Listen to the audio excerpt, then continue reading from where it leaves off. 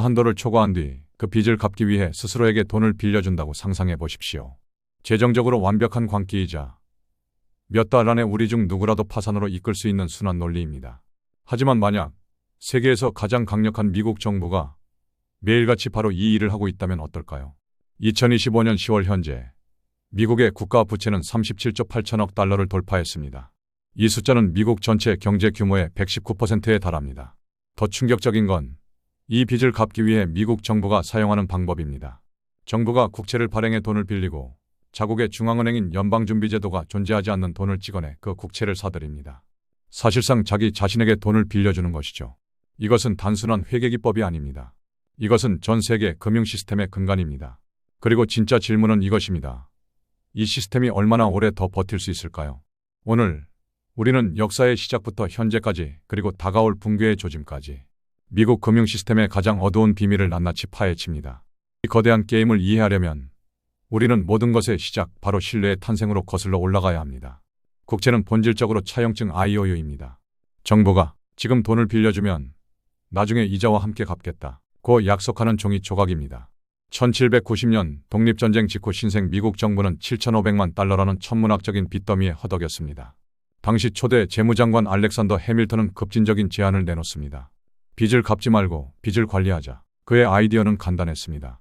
정부가 흩어진 모든 빚을 대신 갚아주겠다고 선언하고 그 돈을 마련하기 위해 새로운 국채를 발행하는 것이었습니다.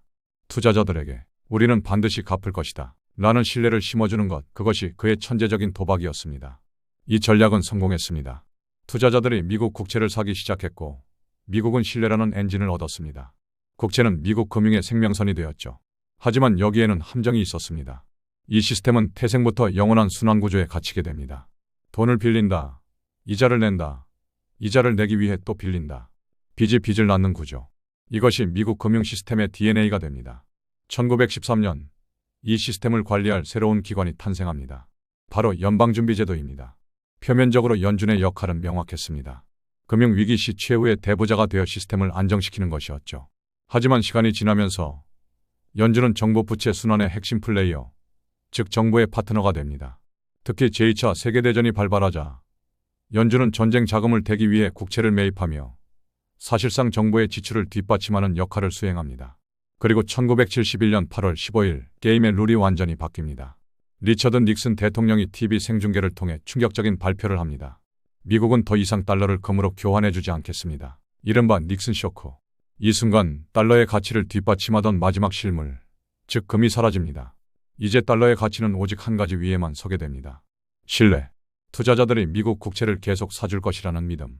달러가 여전히 세계 기축통화라는 믿음. 그게 전부였습니다. 문제는 믿음은 깨질 수 있다는 것이죠.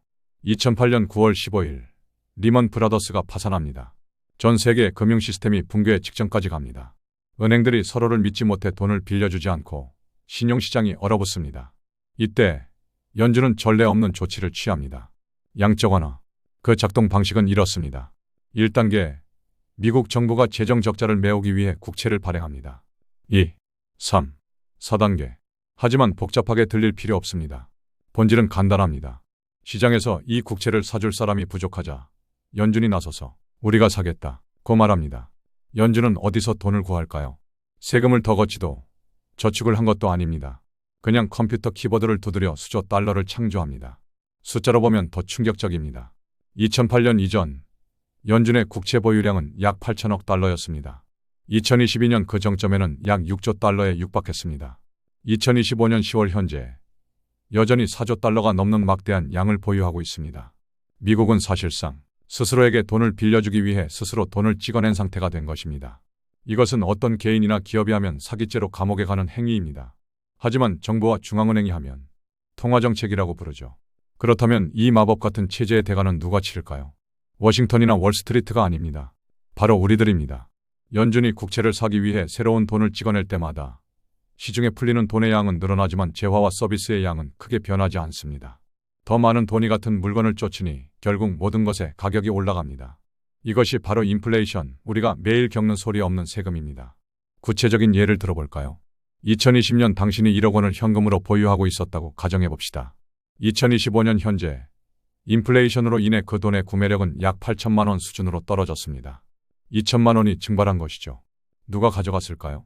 정부가 연준을 통해 돈을 찍어내 부채를 갚는 동안 당신의 돈 가치가 희석되어 조용히 이전된 것입니다. 역사적으로 인플레이션은 가장 교활한 부의 이전 방식 중 하나입니다. 현금을 보유한 다수는 피해자가 되고 가격이 오르는 자산 주식, 부동산을 보유한 소수는 은밀하게 이득을 봅니다. 인플레이션은 이 거대한 채권 구조를 가능하게 하는 숨겨진 연료이자 시스템 유지에 대중이 지불하는 희생입니다. 그렇다면 이 속임수는 앞으로 얼마나 더 유지될 수 있을까요? 신뢰의 균열이 생기고 있습니다. 한때 미국의 빚을 가장 많이 사주던 외국인 투자자들이 떠나고 있습니다. 2024년 말 기준 최대 보유국인 일본은 약 1.1조 달러, 중국은 0.76조 달러를 보유하고 있습니다. 특히 중국의 경우 2013년 정점이었던 1.3조 달러에 비해 5천억 달러 이상을 매각한 상태입니다. 외국인들이 서서히 빠져나가고 있습니다. 외국인 투자자가 줄어들면 누가 그 빈자리를 채울까요? 또다시 연준입니다. 하지만 여기 문제가 있습니다. 2025년 현재 미국 정부는 부채에 대한 이자로만 연간 약 7,760억 달러를 지불하고 있습니다. 이것은 국방비에 맞먹는 금액이며 미국 역사상 가장 큰 지출 항목 중 하나가 되었습니다. 여기서 죽음의 나선이 시작됩니다. 1. 외국인 투자자가 떠난다. 2. 연준이 더 많은 국채를 사들여야 한다. 3. 더 많은 통화를 발행한다. 4. 인플레이션이 가속화된다. 5. 달러 가치가 하락한다. 6. 외국인 투자자들이 더 빨리 떠난다. 다시 한 번으로 돌아갑니다. 역사는 우리에게 경고합니다. 3세기 로마 제국은 전쟁 비용을 대기 위해 은화의 순도를 100%에서 5%까지 낮췄습니다. 결과는 초인플레이션과 제국의 멸망이었습니다. 18세기 프랑스 혁명 직전 정부는 아시냐라는 종이돈을 100배 이상 찍어냈습니다. 결과는 하이퍼인플레이션과 사회 붕괴 그리고 나폴레옹의 등장이었습니다. 1920년대 바이마르 공화국 1차 대전 배상금을 갚기 위해 돈을 찍어냈습니다. 빵 한 덩이가 2천억 마르크가 되었습니다.